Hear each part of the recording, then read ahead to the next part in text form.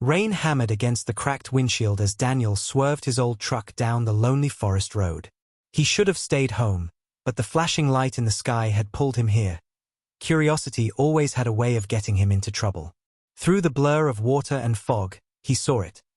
A shattered escape pod half buried in mud, its metal glowing faintly. At first, he thought it was a drone or some secret government tech.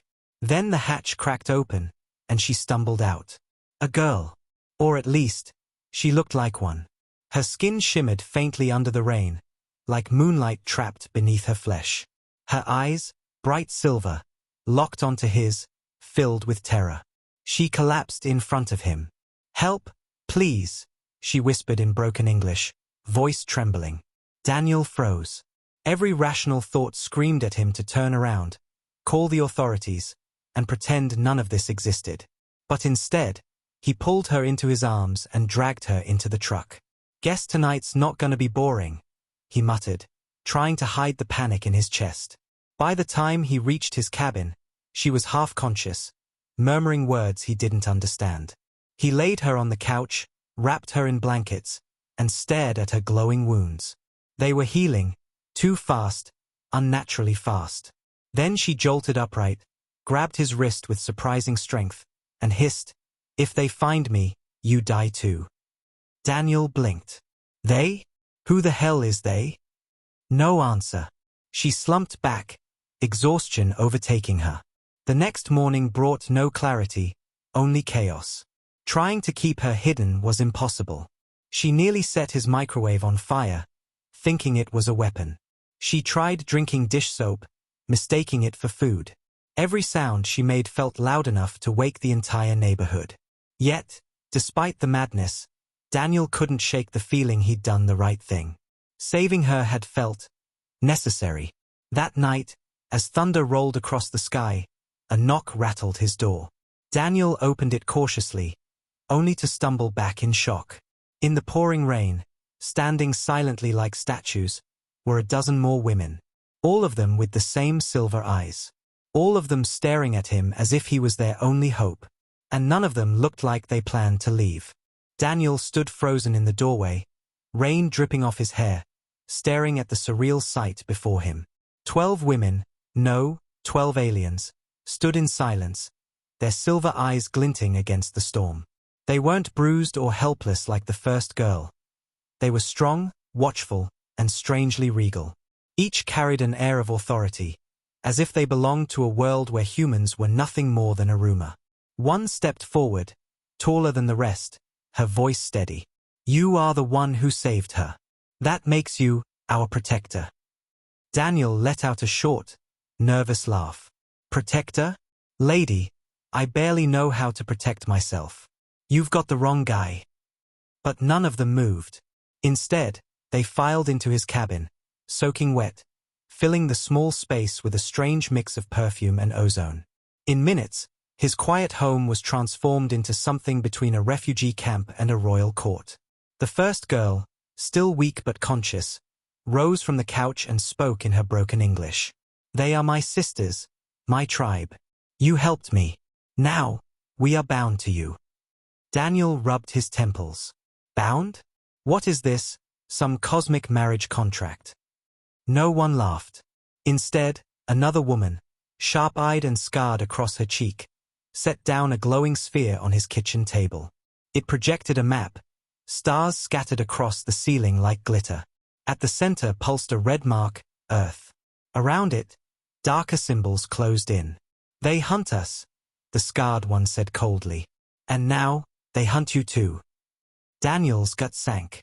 He wanted to argue, to tell them to pack up and leave before his life spiraled completely out of control. But then he saw the desperation in their faces. Not just fear, determination. They had chosen him. The cabin filled with chaos. One woman fiddled with his television remote. Another tried to taste test his coffee grounds. And two were arguing in a language that sounded like bells clashing. Daniel groaned, realizing this wasn't temporary. Outside, lightning split the sky, thunder roaring like a warning. For the first time, Daniel wondered if saving that one girl hadn't been an act of kindness, but the opening move in a war he was never meant to fight. Daniel's cabin no longer felt like his own. Everywhere he turned, one of the women was doing something utterly alien. Literally. The healer coated his wooden floor with glowing powder that smelled like cinnamon. The warrior sharpened blades that looked grown, not forged.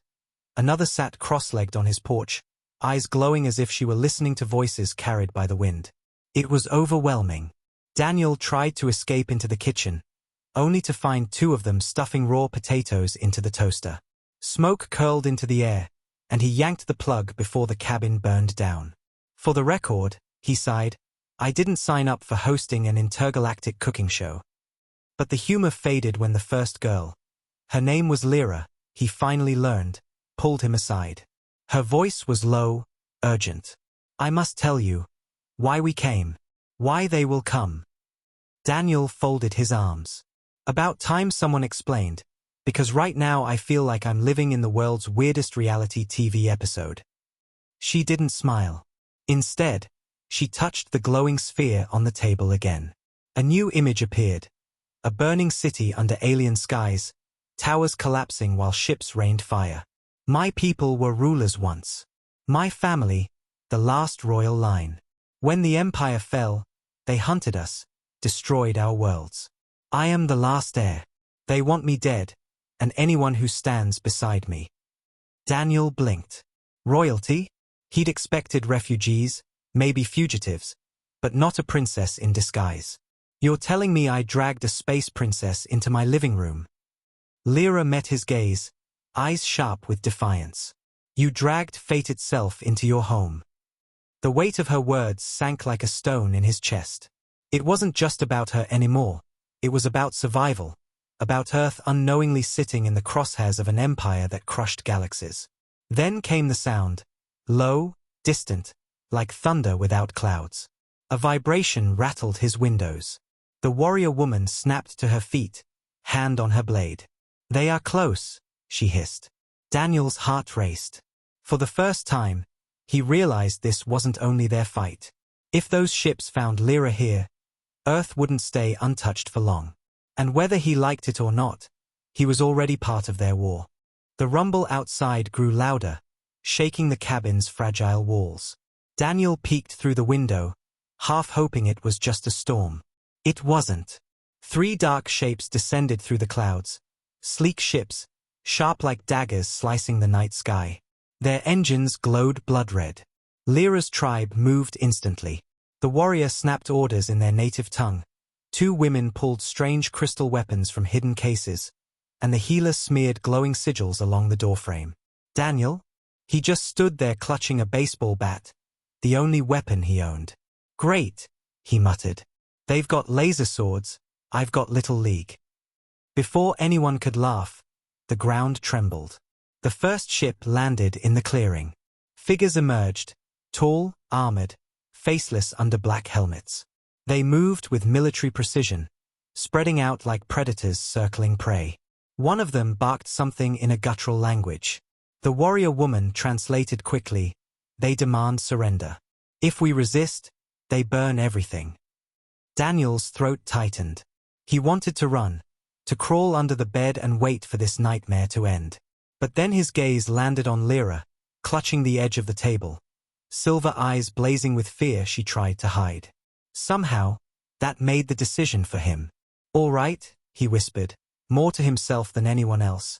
If they want to fight, let's make it messy. The aliens advanced. In a blur, the tribe unleashed their power, crystals flashing, energy slicing through the night. Daniel ducked, swung his bat at the nearest soldier out of sheer desperation, and to his shock, the weapon connected with a hollow clang. The soldier staggered, stunned. Daniel blinked at his bat. Guess aluminum still works in space. Chaos erupted. Laser fire scorched the cabin walls, smoke filled the air, and the healer dragged Daniel out of the way just as a blast tore through the kitchen. Pots and pans clattered like shrapnel. In the madness, one tribe member, young, nervous, slipped away from the fight, clutching a small communicator. Daniel noticed but had no time to stop her. By the time the invaders retreated to regroup, the cabin was wrecked. Walls charred, windows shattered. But the worst damage wasn't physical. Someone inside had betrayed them. And Daniel realized with a sinking feeling, the real battle hadn't even begun. The cabin smoldered in ruins, smoke curling into the midnight sky. Daniel's ears rang from the firefight, his chest still heaving as he clutched the dented bat like it was a holy sword. Around him, the tribe moved quickly, patching wounds, reinforcing what little remained of their defenses. But the damage wasn't just from the invaders. Daniel's eyes kept darting to the empty spot where the youngest tribe member had been. The one who slipped away with the communicator. The betrayer. Why? Daniel asked through gritted teeth.